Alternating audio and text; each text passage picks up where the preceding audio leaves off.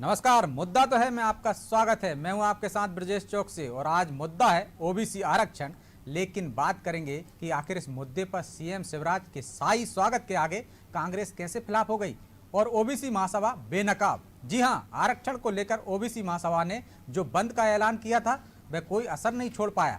प्रदेश कांग्रेस के मुखिया सुबह सुबह जरूर बंद का समर्थन करने का ऐलान कर चुके, जिससे लगा था शायद ओबीसी महासभा के बंद को थोड़ा बल मिलेगा। लेकिन संगठन के मुखिया की बात को ही संगठन के नेताओं ने सीरियस नहीं लिया। ओबीसी महासभा के कुछ लोग जरूर दिखाई दिए, लेकिन कांग्रेस के कार्यकर्ता घर में सोए रहे। बंद को सफल बनाने की कोशिश किसी ने नहीं की, जिसके चलते इस असफल बंद ने कांग्रेस और ओबीसी महासभा को बेनकाब कर दिया और साफ हो गया कि ओबीसी 14% आरक्षण से ही संतुष्ट है। उधर सीएम निवास पर भाजपा ओबीसी मोर्चा ने सीएम का अभिनंदन किया। साथ ही सीएम ने कमलनाथ के बंद का समर्थन करने पर कहा कि उन्हें कोई समर्थन ही नहीं दे रहा है। तो शिवराज के शाही स्वागत के आगे कांग्रेस कैसे हुई फ्लॉप, इसी पर चर्चा करेंगे। लेकिन पहले देखिए एक खास रिपोर्ट।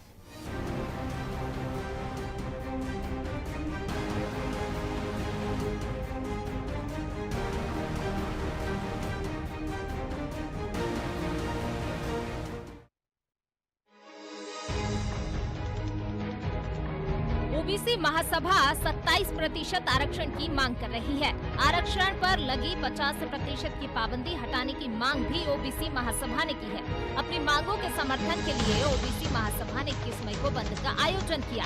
कांग्रेस ने भी आनन फानन में इस बंद को अपना समर्थन दिया। कमलनाथ ने बंद का समर्थन करते हुए भाजपा पर ओबीसी समुदाय के साथ छल करने का आरोप लगाया। उन्होंने कहा कि ओबीसी वर्ग के साथ घोर अन्याय हुआ है। 50% से ज्यादा ओबीसी वर्ग मध्य प्रदेश में है।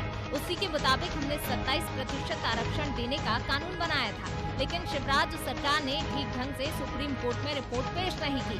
कमलनाथ ने कहा कि सुप्रीम कोर्ट ने तो अपने निर्णय में भी यह कहा कि हम इस रिपोर्ट को अस्वीकार करते हैं। अब ये खींचतान के ऐसा आरक्षण ला रहे हैं जिसमें ओबीसी वर्ग के साथ घोर अन्याय होगा। कहीं उन्हें 5% आरक्षण मिलेगा तो कहीं 7% मिलेगा और अब यह प्रचार कर रहे हैं कि आरक्षण मिल गया। कमलनाथ ने कहा कि आज तो प्रश्न यह है कि कितना आरक्षण हुआ, कितने प्रतिशत आरक्षण हुआ। यह सिर्फ झूठ बोलकर जनता को गुमराह करने का प्रयास कर रहे हैं। अब ये खींचतान के ऐसा आरक्षण ला रहे हैं जहां घोर अन्याय होगा। कहीं 5% मिलेगा, कहीं 7% मिलेगा और प्रचार कर रहे हैं कि आरक्षण हो गया।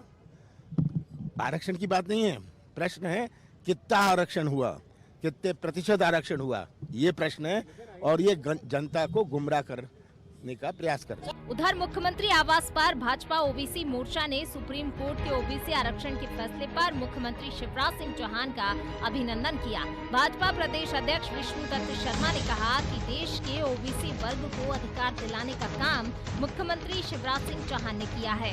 नगरीय विकास एवं आवास मंत्री भूपेंद्र सिंह ने कहा कि मुख्यमंत्री ने इच्छा शक्ति का परिचय दिया। पिछड़ा वर्ग मोर्चा के प्रदेश प्रभारी रणवीर सिंह रावत ने सीएम को पिछड़ा वर्ग के अधिकारों की चिंता करने वाला बताया। पिछड़ा वर्ग कल्याण आयोग के अध्यक्ष गौरीशंकर बिसेन ने कहा कि मुख्यमंत्री ने जो कहा वह कर दिखाया। वहीं अपने भाषण में ओबीसी आरक्षण पर सीएम ने कांग्रेस को आड़े हाथों लिया। सीएम ने कहा कि कांग्रेस हमेशा ओबीसी विरोधी रही है। अब कमलनाथ बंद का आयोजन करवा रहे हैं, लेकिन उनको कोई सुन नहीं रहा है। शिवराज ने आरोप लगाया कि हाई कोर्ट से लेकर सुप्रीम कोर्ट तक कांग्रेस ने ओबीसी आरक्षण का विरोध किया। बाद में महाराष्ट्र के गवली प्रकरण की दुहाई देकर ओबीसी आरक्षण खत्म करवा दिया। आज तुम मध्य प्रदेश बंद का आह्वान कर रहे हो, तुम्हारी कोई नहीं सुन रहा, लेकिन मैं तुमसे जवाब चाहता हूं। भारतीय जनता पार्टी की सरकार चुनाव करवा रही थी, क्यों तुम्हारी पार्टी पहले हाई कोर्ट में गई, हाई कोर्ट में पिटे तो माननीय सर्वोच्च न्यायालय गए, सर्वोच्च न्यायालय ने कहा हाई कोर्ट ही आओ, यहाँ काय को आ गए तो फिर हाई कोर्ट आए और अंततः इधर उधर की बात करके महाराष्ट्र का गवली प्रकरण का उदाहरण देके तुमने ये फैसला करवाया था कि ओबीसी के आरक्षण के बिना चुनाव होंगे। ये फैसला हो गया था। सुप्रीम कोर्ट ने कुल मिलाकर 50% से ज्यादा आरक्षण देने से मना किया है। इससे अधिक आरक्षण कानूनी रूप से असंभव है। शिवराज सरकार यह सच्चाई जान गई है, लेकिन ओबीसी महासभा ज्यादा आरक्षण की मांग कर रही है। इसलिए ओबीसी महासभा ने बंद का आयोजन किया। कांग्रेस ने इस बंद को समर्थन दिया। बंद फ्लॉप रहा। ऐसे में प्रश्न ये उठता है कि क्या कांग्रेस ने बंद को समर्थन केवल औपचारिकता निभाने के लिए दिया था? कांग्रेस ने बंद को सफल बनाने की कोशिश क्यों नहीं की? क्या कांग्रेस को डर था कि बंद सफल होने पर इसका श्रेय ओबीसी महासभा को मिल जाएगा, या फिर कांग्रेस भी 27% आरक्षण को केवल शिगुफा मानती है?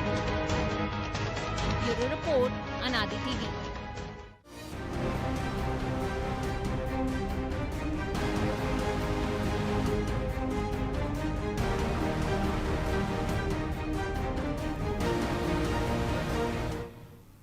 इस मुद्दे पर चर्चा के लिए हमारे साथ मौजूद हैं बीजेपी विधायक हरिशंकर खटीक और कांग्रेस से पूर्व मंत्री चौधरी राकेश सिंह चतुर्वेदी। ओबीसी महासभा से भी हमारे साथ अभी जुड़ेंगे मेहमान। आप दोनों का बहुत बहुत स्वागत है। चौधरी साहब, शुरुआत आपसे ही करते हैं। अभी आपने सीएम साहब का भाषण सुना होगा, कह रहे थे कि कमलनाथ जी की कोई नहीं सुनता। उन्होंने समर्थन तो दे दिया, लेकिन कांग्रेसी अपने घर में सोए रहे, निकला कोई नहीं। और वो तो ये ठीकरा भी आप पर फोड़ते हैं कि जो ओबीसी का जो 27% का आरक्षण उन्होंने दिया था, आपकी वजह से फूटा। हालांकि इस पर हम कई बार बात कर चुके हैं। आज बात इस पर कि ओबीसी को लेकर जो विरोध प्रदर्शन था, बंद का आह्वान किया था, कांग्रेस उसके समर्थन में थी, फिर क्यों फ्लॉप हो गया? अब तो मैं ये कहना चाहता हूँ कि कांग्रेस ने 27% आरक्षण का एक कानून पारित किया और भारतीय जनता पार्टी के लोगों ने ये कहा कि पैरवी कांग्रेस ने ठीक नहीं की, इसलिए हमारे अगेंस्ट फैसला होगा। आज पूरे तरीके से गेंद माननीय शिवराज सिंह जी के पाले में थी। केंद्र में उनकी सरकार थी, प्रदेश में उनकी सरकार थी, और सुप्रीम कोर्ट में आज क्यों धराशायी हो गए शिवराज सिंह? अब शिवराज सिंह जी जैसे व्यक्ति का कोई बात की साख तो है। मैं एक एक शब्दों को ब्रजेश जी सुनता हूँ शिवराज सिंह। इन्होंने जब ये आरक्षण के बिना चुनाव कराने का फैसला हुआ तो इन्होंने स्टेटमेंट दिया था, विजुअल मीडिया पे मैंने सुना था, बिना 27% पिछड़े वर्ग के आरक्षण के शिवराज सिंह के जीते जी पंचायत और नगरीय प्रशासन के चुनाव नहीं होंगे। अब जीते जी उन्हें मात्र 14% आरक्षण मिला है। अब 27% आरक्षण नहीं मिला है तो मैं ये तो नहीं कहूंगा कि उनके जीते जी चुनाव कैसे होंगे, लेकिन उनको अपने वक्तव्य पे आज ध्यान देना चाहिए। अगर वो वास्तव में बात के धनी है तो जिस चीज से वो विफल रहे हैं 27% आरक्षण दिलाने में, उन्हें मानवीय दृष्टिकोण से और अपनी वचनबद्धता के दृष्टिकोण से अपने पद से इस्तीफा देना चाहिए। जो भी मुख्यमंत्री आए वो चुनाव कराए 14% पे। 27% आरक्षण नहीं करा पाए शिवराज सिंह जी पिछड़े वर्ग का, इसलिए अब उन्हें मॉरली इस पद पर रहने का कोई अधिकार नहीं है। लेकिन चौधरी जी, आज उन्होंने दोहराया भी, जो संकल्प की आप जिक्र कर रहे हैं, उन्होंने बाकायदा सभा में दोहराया है कि मैंने विधानसभा में संकल्प लिया था कि बिना ओबीसी आरक्षण के चुनाव में नहीं जाएंगे। 27% की बात नहीं थी। उन्होंने जो शब्द कहे थे ब्रजेश जी, वो मैं बता रहा हूँ। बिना ओबीसी को 27% आरक्षण के नगरीय प्रशासन और पंचायत के चुनाव में शिवराज सिंह के जीते जी नहीं होंगे, ये शब्द थे उनके। लेकिन ये भी बता दीजिए कि आज ओबीसी महासभा को जो समर्थन दिया था, पूरे प्रदेश में कांग्रेस का जनाधार है, कोई ऐसा कोना नहीं है जहां कांग्रेस के कार्यकर्ता नहीं है। फिर क्या वजह रही कि वो बंद असफल हो गया? राजधानी में भी कोई नहीं निकला, सिर्फ एक भिंड से खबर आई, आपके क्षेत्र से खबर आई कि वहां बंद रहा क्योंकि ओबीसी महासभा का वहां जनाधार है, नेटवर्क है। मैं आपसे ये कहना चाहता हूँ, मैं आपके हेडिंग पे नहीं जाना चाहता हूँ, लेकिन मत जाइए। लेकिन शिवराज जी ने जो आरोप लगाया उसका तो जवाब दे ही सकते हैं आप। मैं दे रहा हूँ ब्रजेश, आप सुन। मैं ये कह रहा हूँ कि कांग्रेसी सरकार थी कमलनाथ जी की, जिसने 27% आरक्षण के लिए अपनी मंत्रिपरिषद से पारित कराया और कानून। जब भी 27% आरक्षण से कम आरक्षण ओबीसी का होगा तो कांग्रेस उसको प्रत्येक आंदोलन को समर्थन करेगी, क्योंकि कांग्रेस इस प्रदेश के ओबीसी लोगों के साथ है, 27% आरक्षण के साथ है। और ये आंदोलन कांग्रेस का आंदोलन नहीं था, लेकिन हमारा समर्थन था। और अगर कुछ जगह बंद हुआ, कुछ जगह नहीं हुआ, तो बहुत से आंदोलन में ये होता है। लेकिन हमारी मंशा साफ है, हम ओबीसी के साथ हैं। हम चाहते हैं कि 27% ओबीसी के आरक्षण के साथ चुनाव हो। कमलनाथ जी चाहते हैं, कांग्रेस चाहती है। जी, कमलनाथ जी भी चाहते हैं और कांग्रेस भी चाहती है खटीक जी कि 27% के आरक्षण के साथ चुनाव हो। और अभी आपने कमलनाथ जी को भी सुना था, हमने सुनवाया, उन्होंने कहा है कि ये छल हुआ है, कहीं 5% मिलेगा, कहीं 7% मिलेगा। तो जो आप नहीं दिला पाए, जो उन्होंने 27% का जो वादा किया था, वो आप पर आरोप लगा रहे हैं कि बीजेपी की वजह से नहीं मिला, कोर्ट में आपने सही तरीके से पैरवी नहीं की। और जो चौधरी राकेश सिंह जी का कहना है कि आपने संकल्प लिया था कि 27% आरक्षण के साथ ही आप चुनाव में जाएंगे, लेकिन अब वो तो हुआ नहीं पूरा। देखिए ब्रजेश जी, सम्मानीय राकेश सिंह जी हमारे बहुत सम्मानीय सदस्य हैं और बहुत सम्मानीय सदस्य होने के साथ साथ हम उनका बहुत सम्मान करते हैं, वरिष्ठ हैं। हमारे मध्यप्रदेश के मुख्यमंत्री शिवराज सिंह चौहान जी ने विधानसभा में घोषणा की थी कि हम बिना ओबीसी के हम चुनाव नहीं होने देंगे और ओबीसी के साथ ही हम चुनाव कराएंगे। लास्ट में ये हुआ कि जब कांग्रेस ने कहा कि हम आरक्षण देंगे, ये लोग वहाँ हाई कोर्ट में गए, इसके बाद ये सुप्रीम कोर्ट में गए, सुप्रीम कोर्ट के बाद फिर हाई कोर्ट में गए, सुप्रीम कोर्ट ने कहा हाई कोर्ट में जाइए, हाई कोर्ट से फिर सुप्रीम कोर्ट में गए। लास्ट में निर्णय ये निकला कि देश के सर्वोच्च न्यायालय ने फैसला दिया कि हम ओबीसी को कोई आरक्षण नहीं देंगे और बिना ओबीसी माने हम चुनाव कराएंगे। तो अब पूरा ओबीसी वर्ग का एक व्यवस्थित तरीके से जो जनाधार है हिंदुस्तान में और मध्य प्रदेश में है, हमारे मध्य प्रदेश के मुख्यमंत्री शिवराज सिंह चौहान जी और भारतीय जनता पार्टी के प्रदेश अध्यक्ष जी हमेशा बोलते रहे कि हम बिना ओबीसी को चुनाव नहीं कराएंगे, हम ओबीसी को साथ में लेकर ही चुनाव कराएंगे, यानी आरक्षण को ओबीसी को आरक्षण दिला करके ही चुनाव कराएंगे। ये बार बार हमारे मध्य प्रदेश के मुख्यमंत्री प्रदेश अध्यक्ष जी ने हर भारतीय जनता पार्टी के कार्यकर्ताओं ने कहा, लेकिन ये उलझाते रहे कि मध्य प्रदेश की धरती पर पंचायत राज के चुनाव न हो, ये उलझाते रहे तो ओबीसी को आरक्षण न मिले। ये कांग्रेस ने किया है महापाप। लेकिन हरिशंकर जी, आप तो ऐसे जश्न मना रहे हैं जैसे लंका जीत के आ गए हो। 14% तो पहले भी मिल रहा था ना उनको, इसमें नया क्या है, फिर इतना जश्न क्यों?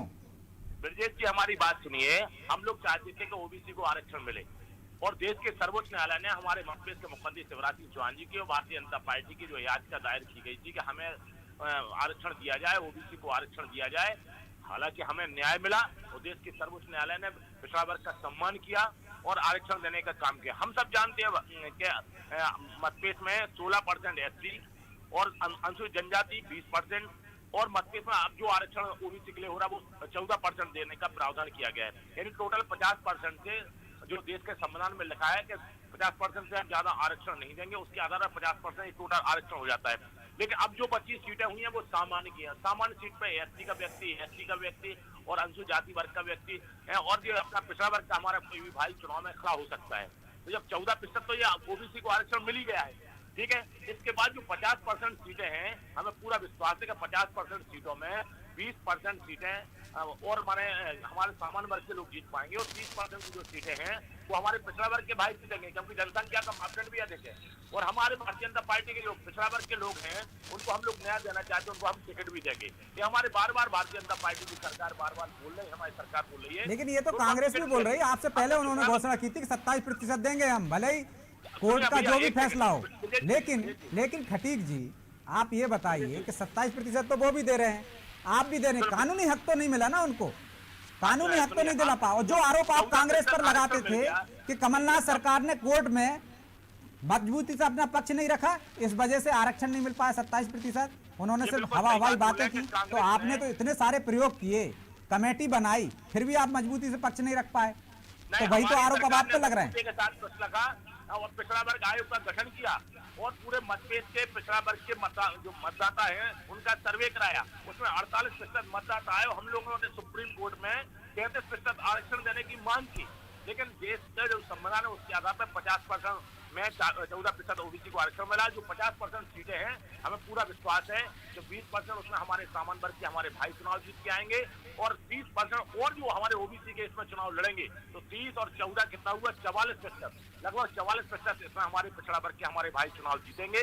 और जब आप तो आज के कह रहे हैं, जब चुनाव परिणाम आएंगे ना, जब नगरीय निकायों के जो चुनाव होंगे नगर पार्षद के, नगर परिषद अध्यक्ष के और क्या बोलते हैं अपना नगर पालिका अध्यक्ष और उपाध्यक्ष के चुनाव होंगे, 5 लोग, नगर निगम महापौर अध्यक्ष का चुनाव होगा और जो पंचायत में पंच का चुनाव होगा, सरपंच का होगा, जनपद सदस्य का होगा, जिला पंचायत का होगा। लास्ट में जो जब जिला पंचायत अध्यक्ष बन के आएंगे, जिला पंचायत जनपद के अध्यक्ष बन के आएंगे, तो जब देखना आपको आराम, जब पूरा टोटल अगर टोटल जोड़ गए तो 40% से कम 40 से अधिक ही हमारे पिछड़ा वर्ग के भाई चुनाव जीत करके आएंगे। तो भारतीय जनता पार्टी के साथ सरकार पिछड़ा वर्ग के साथ में है। और आज इनने जो कांग्रेस ने बंद का आह्वान किया था, है ना, नाम मात्र के लिए कहीं ऐसी कोई वो नहीं आई कि इस प्रकार से कोई घटना हुई हो और ना इनका जो बंद था वो तो फल हो गया, क्योंकि भारतीय जनता पार्टी की सरकार मुख्यमंत्री शिवराज सिंह चौहान जी पिछड़ा वर्ग के साथ में है। और देखिए ये भारतीय जनता पार्टी जहाँ 3 मुख्यमंत्री भारतीय जनता पार्टी में पिछड़ा वर्ग के बने हैं, क्या बहन उमा भारती जी की बात करें, क्या सम्मानित बाबूलाल गौर साहब की बात करें, क्या मध्य प्रदेश के मुख्यमंत्री शिवराज सिंह चौहान जी की बात करें, और देश के प्रधानमंत्री के रूप में भी हमारे पिछड़ा वर्ग के सम्मानित श्री नरेंद्र मोदी जी आज पूरे देश के नहीं बल्कि दुनिया के ताकतवर नेता वर्ग के हो रहे हैं। ये तो आप कई बार मंचों से कह चुके भारतीय जनता पार्टी पिछड़ा वर्ग को ज्यादा सम्मान करती है। हमारे साथ लोकेन्द्र सिंह गुर्जर भी जुड़ गए हैं, प्रदेश अध्यक्ष हैं ओबीसी महासभा के, उनको भी चर्चा में शामिल कर लेते हैं। लोकेन्द्र जी बहुत बहुत स्वागत है आपका अनाजी टीवी पर। आज आपने बंद का आह्वान किया था, कांग्रेस ने समर्थन दिया था, इसके बावजूद प्रदेश में आपका बंद सफल क्यों नहीं हुआ? क्या कांग्रेस ने सिर्फ समर्थन दिया था मौखिक रूप से, आपके साथ नहीं खड़ी रही? अरे मेरी बात सुनिए सर, आप देखिए तो ग्वालियर चंबल संभाग में आपको देखिए, भिंड में देखिए 3000 लोग रोड पर से, मुरैना में देखिए, ग्वालियर में देखिए, कौन कह रहा सफल नहीं हुआ? तो एक क्षेत्र में हुआ ना। नहीं, मेरा सर कहना है सिर्फ भोपाल ही पूरा मध्य प्रदेश नहीं है। नहीं, भोपाल तो पूरा मध्य प्रदेश नहीं है लोकेन्द्र जी, लेकिन ग्वालियर चंबल की आप जुड़े नहीं थे। मैंने जिक्र किया था कि भिंड ग्वालियर चंबल में जरूर असर दिखा, लेकिन पूरे प्रदेश में नहीं दिखा। चलिए आपका नेटवर्क पूरे प्रदेश में नहीं होगा, क्या ओबीसी समाज आपके साथ नहीं आया, कांग्रेस आपके साथ नहीं आई, क्यों बाकी की जगह असर नहीं दिखा? इतना बड़ा मुद्दा था।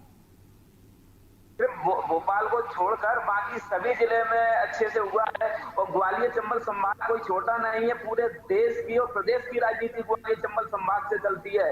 ग्वालियर चंबल संभाग में ये हम इतने मजबूत हो सकते हैं, तो मुझे लग रहा है कि हम मध्य प्रदेश और देश की राजनीति में एक बहुत अच्छा अपना मजबूत अपना पक्ष रखने के काबिल हो जाएंगे। जैसे कि अभी आपने देखा, माननीय विधायक जी जो बोल रहे थे बीजेपी के संविधान में 50% लिखा हुआ है। विधायक जी आपने संविधान पढ़ा है, तो आप बताइए कौन से आर्टिकल में लिखा हुआ है कि 50% से ज्यादा रिजर्वेशन नहीं हो सकता है?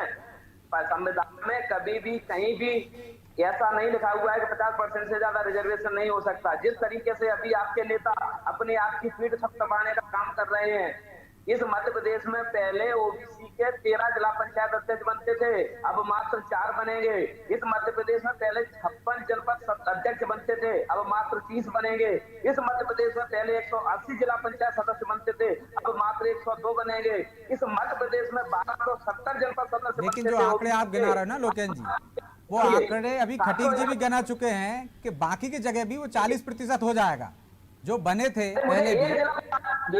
एक जिला बता दीजिए ना, मैं आपके मुख्यमंत्री का जिला बता देता हूँ। 15 जिला पंचायत सदस्य हैं, उसमें से पिछली बार 4 ओबीसी के थे, अब मात्र एक ओबीसी का रहेगा। माननीय मुख्यमंत्री के क्षेत्र में पूरे जिले में 111 जनपद सदस्य थे पहले टोटल, उसमें से 28 ओबीसी के थे, अब मात्र 5 ओबीसी के रहेंगे। अरे आप अगली बार मुख्यमंत्री का जिला भी बचा लेना तो आपको मालूम तो पड़ जाएगा कि क्या है। बातें करने से कुछ नहीं होता, आंकड़े करें ना, आप बताएं कि जिले में 40% हो जाएगा। तो देर से लड़ेंगे ना सीहोर से, जहां आपका असर नहीं दिखा। ठीक है, जवाब ले लेते हैं खटीक जी से। वो तो कह रहे हैं कि आप अपने सीएम का जिला भी नहीं बचा पाएंगे अब, और कैसे आप 40% दे रहे हैं, वो तो घटते क्रम में बता रहे हैं। जिले में न्याय नहीं कर पाया, मतलब ओबीसी के नेता बनना चाहते हो?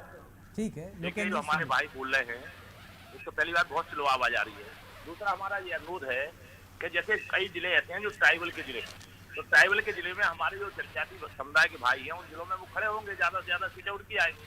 अन्य जगह जो सामान्य के कहलाते हैं, उनमें सामान्य वर्ग के लोग ज्यादा जीतेंगे, सामान्य और पिछड़ा वर्ग के लोग ज्यादा जीतेंगे। जब परीक्षा का परिणाम आएगा, जब चुनाव का टोटल लास्ट परिणाम आएगा, तो उसमें आप देख लेना, और पूरा मध्यप्रदेश देखेगा और पूरा हिंदुस्तान देखेगा कि मध्यप्रदेश की धरती में लगभग 40% लोग पिछड़ा वर्ग के चुनाव जीत के आए। ये आप देखना, ये भारतीय जनता पार्टी सारे जो कहते हैं आपका क्या मतलब, ठीक है ना। और हमारी बात आप सम्मान कीजिए, भारतीय जनता पार्टी आज गांव गरीब और किसान की पार्टी हो गई। हर व्यक्ति चाहता है कि भारतीय जनता पार्टी में जाए। कांग्रेस ने स्वयं कांग्रेस स्वयं ही चाहती थी कि ओबीसी को आरक्षण में, फिर उन्होंने हाईकोर्ट में याचिका क्यों नहीं लगाई थी? 8 तारीख को मध्यप्रदेश की विधानसभा सर्वसम्मति से विधेयक पारित हुआ था कि 27% आरक्षण देंगे। उसमें भारतीय जनता पार्टी ने भी सर्वसम्मति से किया था, कांग्रेस के साथ पूरा सहयोग किया था। इसके बाद इसने कैबिनेट दायर क्यों नहीं की? इनने हाईकोर्ट में जाके कैबिनेट दायर क्यों नहीं की? इनने कैबिनेट दायर नहीं की। आखिर कोई भी वर्ग का व्यक्ति गया, कोई भाई वहां पे गया, उसने एसपी ले लिया और मचाते रहे उसको, उस आरक्षण को ये लोग मचाते रहे। हमारी सरकार के मुख्यमंत्री शिवराज लोकेन जी, जिस कांग्रेस ने पेंच फंसाया, आपको समर्थन दिया, आपने समर्थन लिया कि नहीं? उस सवाल का जवाब आपने दिया नहीं। और जो आप कह रहे थे ना, सुप्रीम कोर्ट का बाकायदा गाइडलाइन है कि 50% से ऊपर नहीं दे सकते। 2 राज्य हैं देश में जिसमें एक गाइडलाइन के अनुरूप ज्यादा दिया गया है, वो भी बाकायदा केंद्र सरकार में जब राजीव गांधी की सरकार थी उसकी अनुमति लेके संविधान में संशोधन कर।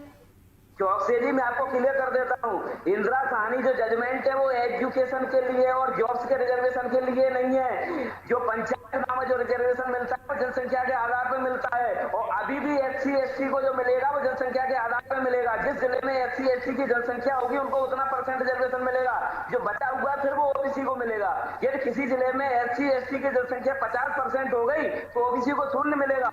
यदि किसी परसेंट में दोनों की जनसंख्या 43% हो गई तो मात्र 5% OBC का मिलेगा। इसमें कोई 16, 20 या 14 नहीं होता है, इसमें जनसंख्या के रिजर्वेशन होता है। चौकसी जी, आप उसको पढ़िए। ठीक है, हमारे साथ एक विद्वान साथी भी बैठे हुए हैं, चौधरी राकेश सिंह चतुर्वेदी, जिनके तथ्यों के तीर इनके तर्कस में हमेशा रहते हैं। उन्हीं से ले लेते हैं इसका जवाब। जो लोकेन जी कह रहे हैं राकेश जी, क्या वो सही है? देखिए, अव्वल तो सबसे पहले ब्रजेश भाई, मैं नौजवान नेता OBC के जो महासभा के अध्यक्ष लोकेन सिंह गुर्जर साहब को उन्होंने जो चिंगारी जलाई उसके लिए बधाई दी। देखिए, हमें अपने अधिकारों के प्रति अपनी बात को रखने का अधिकार है और बेहतर तरीके से रखने का अधिकार। उन्होंने जो प्रस्तुतिकरण किया है कि जब SC ST की जहां पे जनसंख्या ज्यादा है, आज के इस आदेश के बाद 50% से ज्यादा आरक्षण जनपद पंचायतों में और नगर चुनाव में नहीं मिलेगा OBC और सारे रिजर्वेशन वाले। लेकिन जहां पर अनुसूचित जात जनजाति की संख्या ज्यादा है, उनके एवज में वहां पिछड़े वर्ग की कम संख्या हो जाए। जहां पे 16% का 14% का हिस्सा मिलेगा वो हाईएस्ट। लेकिन मैं इस बात का फिर पक्षधर हूँ, चौकसी जी आप भी इस बात को समझते हैं, जनसंख्या के आधार पर ही कांग्रेस ने ये कानून बनाया है कि OBC को 27% आरक्षण मिलना चाहिए। अब शिवराज सिंह जी का वो वक्तव्य मैं फिर दोहरा रहा हूँ कि उन्होंने कहा कि मेरे जीते जी ऐसा नहीं होगा कि बिना 27% आरक्षण के पंचायत के और नगरीय प्रशासन के चुनाव नहीं होंगे। वैसे मैं उनकी बात को ज्यादा तवज्जो देता नहीं हूँ कि वो अपने जीते जी कहें या जीने के बाद कहें, इन बातों पे ज्यादा मैं तवज्जो नहीं देता हूँ क्योंकि उनको कभी खरे नहीं उतरते अपने वक्तव्य। आज उनको अंतरात्मा से ये सोचना चाहिए, अगर प्रदेश में 27% आरक्षण नहीं दिलवा पा रहे हैं कानूनी, तो उनको इस पद पर रहने का कोई अधिकार नहीं है। दूसरे व्यक्ति को बिठा ले, उसके मुख्यमंत्रित्व काल में चुनाव होना चाहिए, मेरा ये कहना है। और स्वयं उनको निर्णय करना चाहिए, मोटो निर्णय करना चाहिए, अपनी अंतरात्मा से पूछना चाहिए, उस वक्तव्य को सुनना चाहिए, उस पर निर्णय करें और 27% आरक्षण के लिए लड़ाई लड़ें। कांग्रेस हमेशा समर्थन करेगी, जो भी 27% आरक्षण की बात OBC के लिए करेगा, कांग्रेस उसके साथ खड़ी।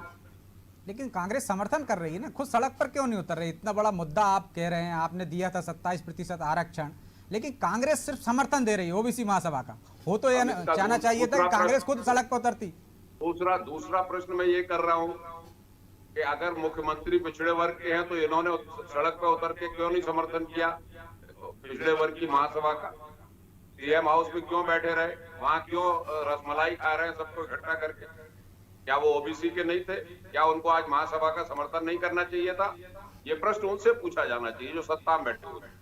ठीक है, आपका सवाल उधर ही पहुंचा देता हूं मैं। खटीक जी जवाब दे दीजिए कि आप 14% में 27 नहीं दिलवा पाए, जो आपने संकल्प लिया था मुख्यमंत्री जी ने, उन्हें तो इस्तीफा दे देना चाहिए, चौधरी राकेश सिंह जी कह रहे हैं, और आपने क्यों समर्थन नहीं दिया? 27% नहीं मिला तो देखिए चौधरी राकेश सिंह जी हमारे बहुत बड़े भाई हैं, बहुत सम्मान करते हैं। जब ये कांग्रेस पार्टी में रहे हैं और इसके बाद फिर भारतीय जनता पार्टी में आ गए थे, इन्होंने कहा कांग्रेस बहुत झूठ बोलती है, गलत असत्य की राजनीति करते, तो ये भारतीय जनता पार्टी में शामिल हुए, इन्होंने कांग्रेस को त्याग दिया। और इसके बाद फिर कांग्रेस तक पहुंच गए तो ये असर की फिर राजनीति करने लगे। हमारे मतभेद से मुख्यमंत्री शिवराज सिंह चौहान जी ने भरी सदन में मतभेद की विधानसभा में कहा था कि हम बिना ओबीसी के चुनाव नहीं होने देंगे। उस लक्ष्य के साथ चले थे और इनने तो ये सर्वोच्च न्यायालय में कांग्रेस गई। जब सर्वोच्च न्यायालय में कांग्रेस गई तो सीधा फैसला जो आगे आ गया कि बिना ओबीसी के ही चुनाव करा दो, यानी पूरी सीटें ओबीसी के लिए दो ही नहीं आरक्षण। इनकी तो मानसिकता ये थी कांग्रेस की, इनने क्यों याचिका दायर नहीं की? आखिर मतभेद के मुख्यमंत्री शिवराज सिंह चौहान जी के लिए हम धन्यवाद देना चाहते हैं। तो लोकसभा में सर्वोच्च न्यायालय में वो वहां गए और उन्होंने अपने अच्छे से अच्छे वकील उनको खड़ा किया और ओबीसी के लिए आरक्षण दिलाने का काम किया। ये बोल रहे हैं राकेश सिंह जी के 27% आरक्षण की बात है। मतभेद से मुख्यमंत्री शिवराज सिंह चौहान जी ने ये कहा था कि हम बिना ओबीसी के चुनाव नहीं होने देंगे, चुनाव होंगे तो ओबीसी के साथ ही होंगे, ओबीसी के आपको आरक्षण दिला करके होंगे। तो ये सरासर गलत बोल रहे हैं। दूसरा, इन्होंने कहा कि ओबीसी का क्यों समर्थन नहीं कर रहे? अरे मतभेद के मुख्यमंत्री शिवराज सिंह चौहान जी हर भारतीय जनता पार्टी का कार्यकर्ता ओबीसी के लिए समर्थन कर रहा है तो ओबीसी का चुनाव, ओबीसी के साथ में चुनाव हो। और जब राज्य निर्वाचन आयोग ने चुनाव की पूरी तैयारी कर ली है तो हमें लगता है ये पेच फंसा करके एक फिर चुनाव निरस्त कराना चाहते हैं, इस चुनाव को फिर रुकवाना चाहते हैं। इतने वर्षों से लगातार 2019 में इन्हें चुनाव कराना चाहिए थे। चुनाव तो आपको ही पता है कि अब रुकेंगे नहीं क्योंकि कोर्ट का ही फैसला है। बहरहाल हमको रोकना पड़ेगा खटीक जी, क्योंकि समय की सीमा है एक, वो सीमा कहती है कि अब आपको यहीं चर्चा को यहीं विराम देना पड़ेगा। इसलिए आप तीनों मेहमानों को बहुत बहुत शुक्रिया चर्चा में शामिल होने के लिए। तो ओबीसी अब किसके साथ जाएगा ये तो आने वाला वक्त बताएगा। और ये नगरीय निकाय के चुनाव और पंचायत के चुनाव में तय हो जाएगा कि ओबीसी किसकी बातों पर भरोसा कर रहा है। एक तरफ जश्न मनाया जा रहा है, दूसरी तरफ विरोध प्रदर्शन हो रहा है कि 27% क्यों नहीं मिला। अब ओबीसी वर्ग किसके साथ है, क्यों वो प्रदर्शन में शामिल नहीं हुआ या जश्न में शामिल हुआ, ये देखने की बात होगी। और इसके लिए आपको इंतजार करना पड़ेगा, हमें भी इंतजार है कि ओबीसी का रुख किस तरफ जाता है, वो किस पर भरोसा करता है, कांग्रेस पर या बीजेपी पर। मुद्दा तो है। मैं आज इतना ही, मुझे दीजिए इजाजत और आप देखते रहिए अनादि टीवी। नमस्कार।